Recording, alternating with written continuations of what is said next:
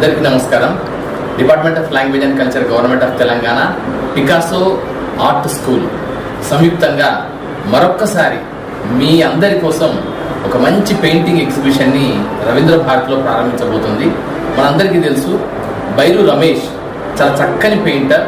తను స్వతహాగా పెయింటింగ్లో మంచి ప్రావీణ్యతను సాధించడమే కాకుండా వందలాది మందికి ఎవరైతే ఆసక్తి కలిగినటువంటి వారు ఉన్నారో వారందరికీ కూడా పెయింటింగ్లో ఉండే మెలకువలని చాలా ఓపికగా, సహనంగా, కళాత్మకంగా నేర్పిస్తూ వస్తున్నాడు.